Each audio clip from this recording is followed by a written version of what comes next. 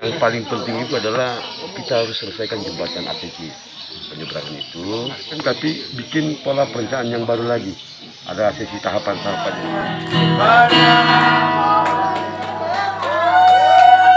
The only thing I can see is my own silhouette. I'm getting stronger, step by step. The clock is ticking, but there's no time for regrets. I've been flying from town to town.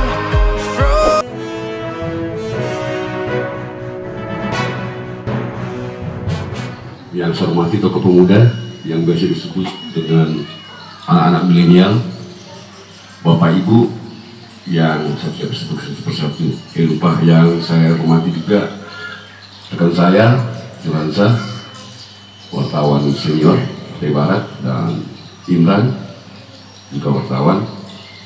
Jadi hari ini memang titik saya yang terakhir hari ini. Saya harus bawa media untuk meliput. Nah, keuntungannya kalau saya reses diliput sama media ini harus ada buat tangan. Gitu. Ada buat tangan. Dan tujuan juga nanti ya saya berapa 4 bulan ini saya aktif sebagai pengamen. Jadi buat tangannya apakah nanti ada sumbangan atau saya sumbang lagu. Baik, puji dan puji syukur kepada Tuhan Yang Maha Esa atas berkat itu, bahwa kegiatan-kegiatan yang bersifat PL itu nggak bisa lagi dilaksanakan di kabupaten kota sekalipun ini. Di Pergub 49 ini kami masih berusaha melobi ke Pak Gubernur kalau bisa Pergub ini dicabut, karena kalau Pergub ini nggak dicabut kami juga yang kasihan. Nggak bisa lagi bantu rumah ibadah yang sifatnya PL, nggak bisa lagi bantu PLKL gang-gang, seminisasi, nggak bisa lagi bikin pos ronda, nggak bisa lagi buat segala kegiatan yang sifatnya itu sifatnya untuk kegiatan anak muda dan lain sebagainya. Nah, kami berharap nanti eksekutif bisa mendengar kami dari anggota DPR bahwa bantuan-bantuan yang sudah kita jalankan dari dulu itu semoga bisa kembali seperti semula. Saya atas nama pribadi, atas nama Lembaga DPD Provinsi Kalimantan Timur, saya dari fraksi PDI Perjuangan menyampaikan permohonan maaf dan sebesar-besarnya. Wabillahi taufiq wal hidayah. Assalamualaikum warahmatullahi wabarakatuh.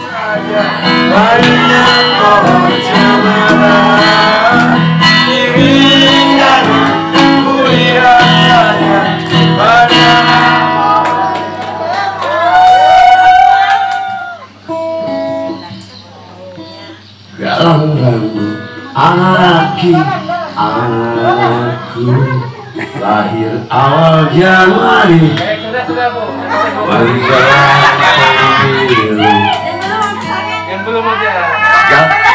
galang rambut anakku.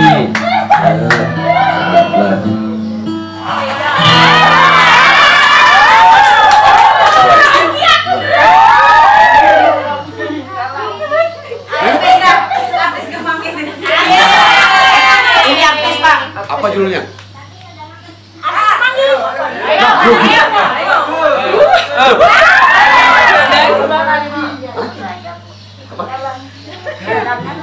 Kenapa tadi lu? Ya, apa tadinya? Dengar, judulnya ini.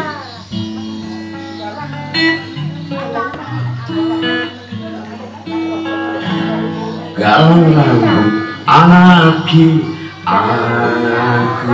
Galangan Lain. Siapa yang bisa? galang rambut anarki. Nah, sini.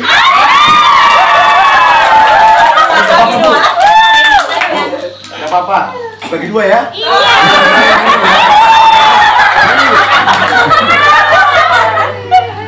Ayo guys. Anarki.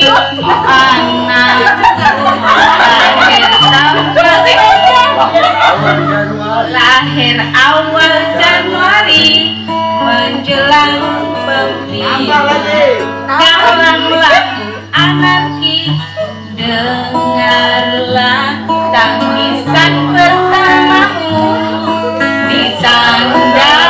BBM membumbung tinggi. Oke.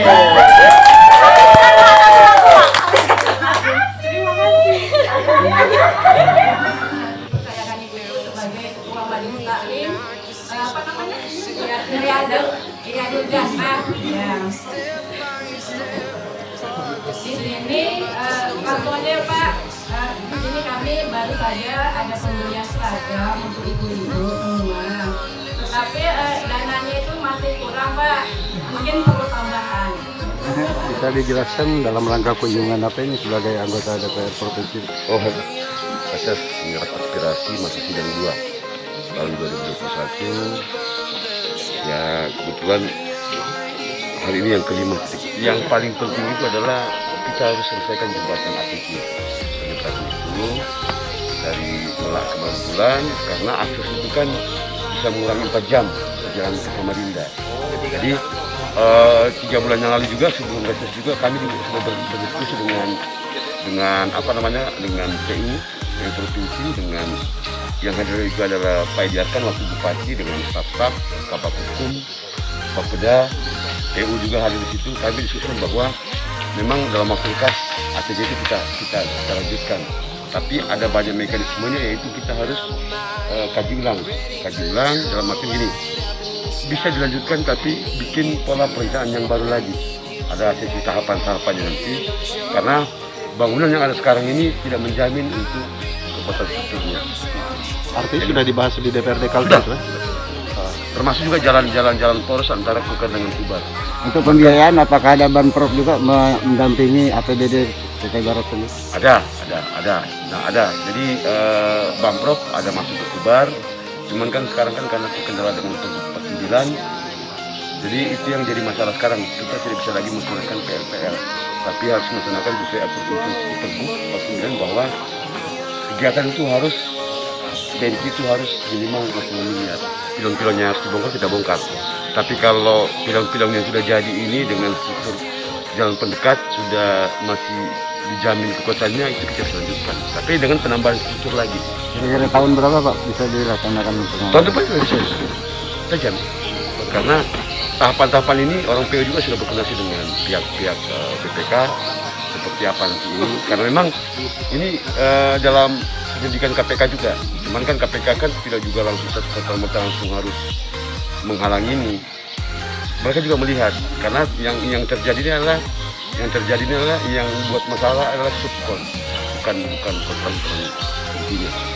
Bapak, terkait dengan agenda politik, Anda kan seorang tokoh muda politik dan dikenal untuk Kutai Barat sendiri ada salah satu tokoh muda yang gemar mengamen. Kira-kira dalam rangka menyambut 2024, apakah Anda bersedia lagi atau siap untuk maju? Oh, saya untuk 2024 tidak siap jadi kepala daerah, baik itu wakil, baik itu bupati, saya tidak siap.